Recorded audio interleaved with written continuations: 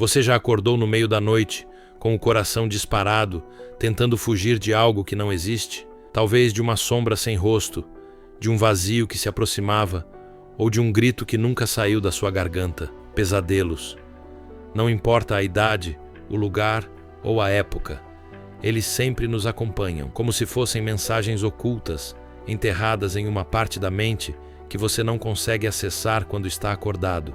Mas e se eu dissesse que Carl Jung acreditava que os pesadelos não são apenas distúrbios do sono, e sim sinais de algo muito mais profundo, não simples medos infantis, mas ecos de um inconsciente que tenta falar com você através do terror?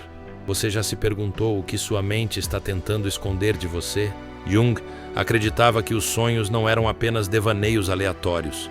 Eles eram símbolos, mapas, códigos, e os pesadelos eram os alertas mais urgentes. Enquanto Freud via nos sonhos a realização de desejos reprimidos, Jung enxergava nos pesadelos algo mais inquietante: a manifestação de arquétipos, forças ancestrais que vivem dentro de todos nós, como sombras coletivas da humanidade. Imagine, e se aquele monstro que te persegue não fosse apenas um monstro? E se fosse a face que você evita ver em si mesmo? A raiva, a culpa, a fraqueza que você passa a vida inteira tentando negar? O pesadelo não te mostra algo externo.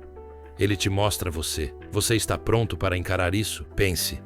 Quantos dos seus sonhos mais perturbadores se repetem, quase como um eco insistente, como se algo em você batesse na porta noite após noite? Jung dizia que os pesadelos são convites, ou melhor, cobranças, sua psique tentando equilibrar o que você finge não sentir durante o dia. O medo, a inveja, o desejo proibido, a violência escondida sob sua máscara social. E se o pesadelo for a única forma da sua mente dizer: olhe para mim, antes que seja tarde demais? O que será que você está tentando esconder tão desesperadamente, que precisa ser revelado pelo pavor noturno? É curioso pensar que o inconsciente não fala com palavras. Ele fala com símbolos, imagens, distorções. O sonho é como uma metáfora viva, e o pesadelo é o grito que rompe o silêncio. Mas você já se perguntou por que sua mente escolheria assustar você, em vez de simplesmente mostrar a verdade de forma clara? Talvez porque a verdade pura seria insuportável.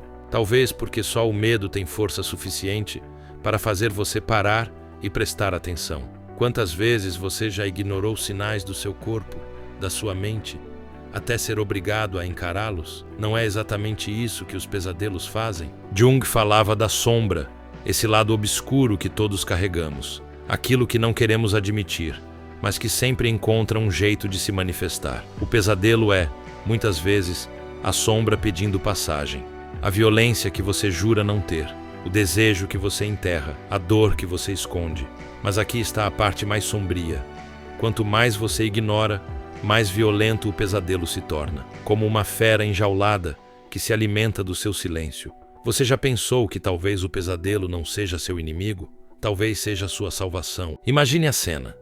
Você sonha com uma casa em ruínas, corredores escuros, portas que não se abrem. Para Jung, isso não é apenas um sonho assustador, é um reflexo de você mesmo, da sua psique quebrada em pedaços que você não aceita. O que há atrás daquela porta trancada? O que você teme abrir? O que aconteceria se você finalmente tivesse coragem de encarar? Quantas portas da sua vida você mantém fechadas por medo do que vai encontrar? Há quem diga que os pesadelos são apenas disfunções, descargas aleatórias do cérebro, mas Jung desafiava essa visão. Para ele, nada era aleatório. Cada sombra, cada perseguição, cada queda no vazio tinha um propósito. E se os pesadelos fossem, na verdade, guias, como um mestre sombrio que só ensina através da dor? Você consegue aceitar a ideia de que o pior que acontece dentro da sua mente pode ser justamente o que está tentando salvar você? Agora pense comigo.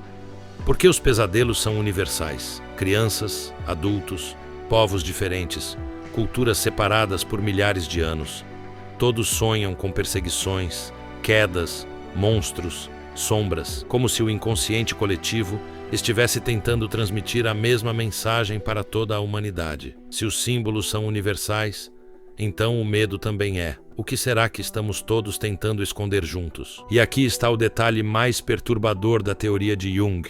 Ele acreditava que os pesadelos são avisos de transformações necessárias, como se sua mente dissesse: você precisa mudar ou vai se destruir. Se isso é verdade, o que acontece com aqueles que ignoram os avisos? Quantas pessoas afundam em depressão, ansiedade, vícios, justamente porque nunca ouviram seus próprios pesadelos? Você já se perguntou se está sendo avisado agora mesmo, mas insiste em não ouvir? Talvez os monstros que aparecem no escuro não sejam monstros. Talvez sejam apenas partes de você que pedem atenção. E se aquele rosto distorcido que você vê quando fecha os olhos for a sua própria máscara despedaçada? Jung acreditava que só enfrentando a sombra podemos nos tornar completos. Mas quem está realmente disposto a encarar aquilo que mais teme em si mesmo? Você teria coragem de olhar nos olhos da sua própria escuridão? Pesadelos não são apenas sonhos ruins.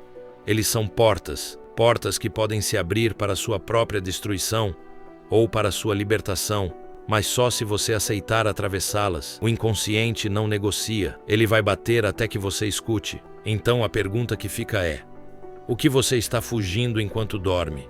E quanto tempo ainda acha que pode continuar fugindo? No fundo, talvez o pesadelo mais assustador não seja aquele que você tem quando fecha os olhos. Talvez seja o que você vive acordado, a rotina que você odeia, as escolhas que você não faz, a vida que você não assume. Se Jung estava certo, os pesadelos não são apenas sonhos, eles são reflexos, e talvez você já esteja preso dentro de um.